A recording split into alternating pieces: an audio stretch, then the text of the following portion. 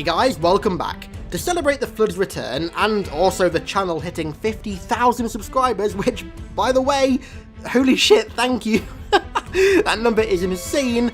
I thought I'd make a mini-series of videos covering the lore behind all of the Flood forms, beginning today with the good old-fashioned combat forms. Also, thanks a bunch to all of you guys who signed up for the Audible free trial after the last video. I saw that a bunch of you did, so if you did, tweet me at Hidden Xperia on Twitter with what Halo book you got. I honestly appreciate it so much. It helps me out more than you guys could ever imagine.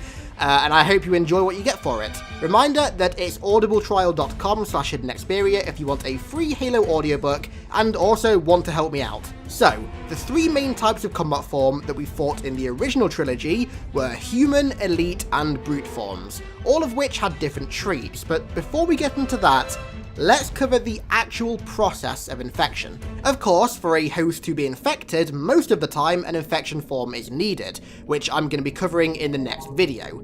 How it infects a host is that it enters the body, it takes control of their nervous system, and then begins to mutate their body using Flood supercells. Now, these cells act as undifferentiated cells that can be arranged to mimic any organ or body part that's needed at a given time. They also serve as the basis for the process of creating a gravemind.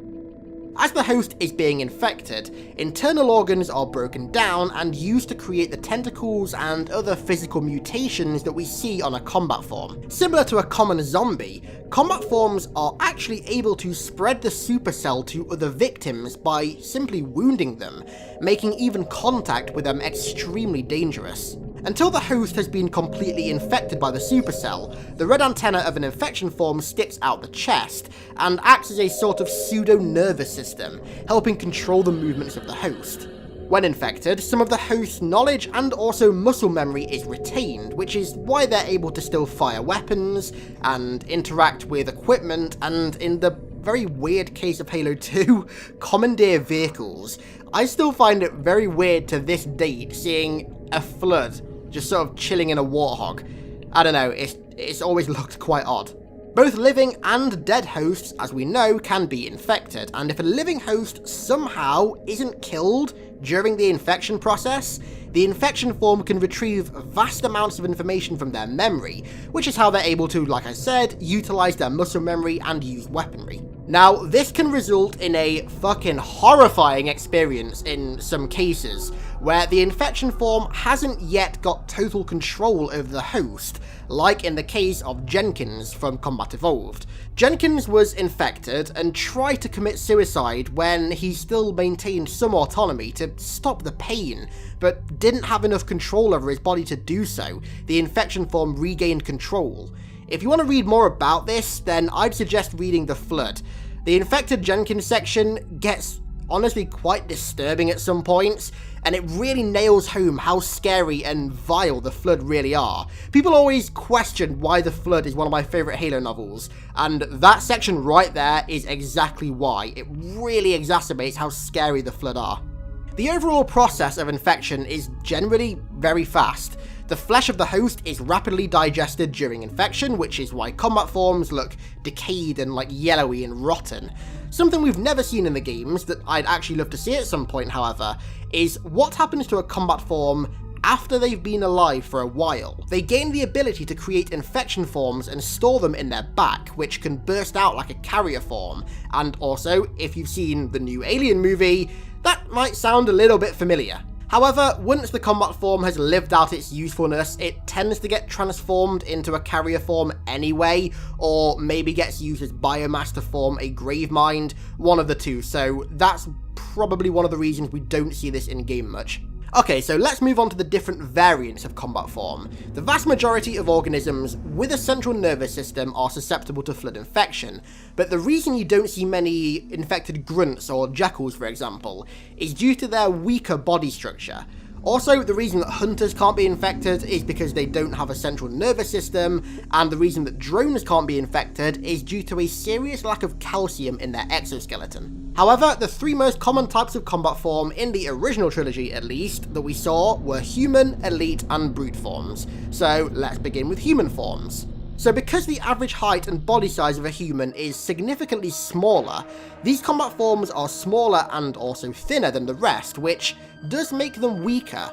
However, these also provide some advantages. For example, the smaller size makes it extremely agile, while also giving a smaller center mass, which is where the infection form is located, which is like right in the chest. This makes it harder to kill them efficiently. They also have a faster melee attack, which combined with their smaller profile and heightened agility, makes them pretty damn deadly in close quarters combat.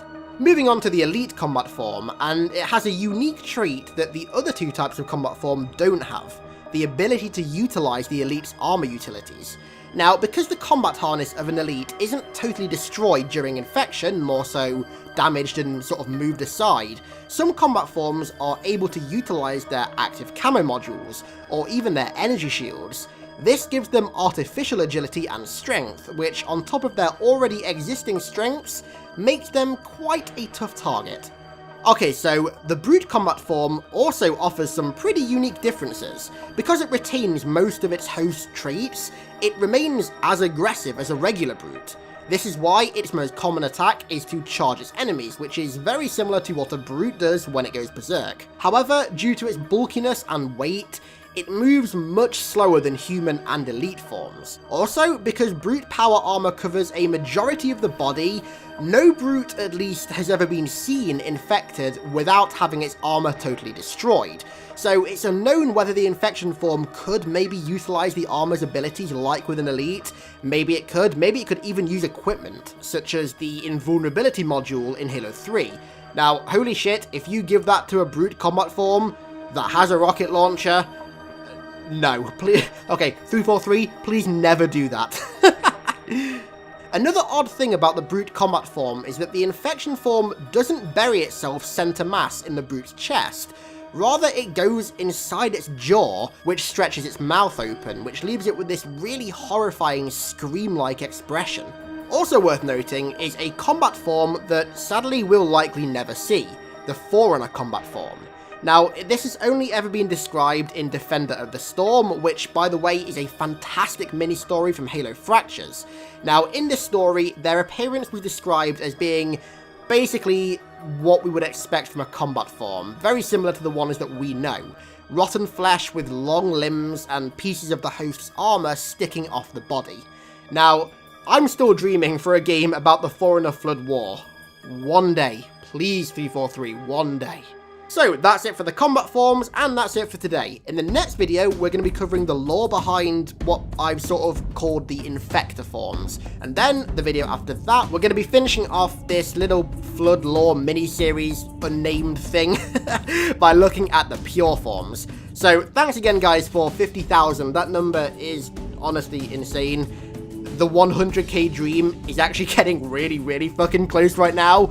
Something that, if you told me a few years ago would have happened, I'd be laughing, because I just wouldn't be believing it. So, again, guys, thanks a lot for that. I really, really appreciate it. Also, I hope you enjoyed the video. Thanks a lot for watching, and I'll catch you in the next one.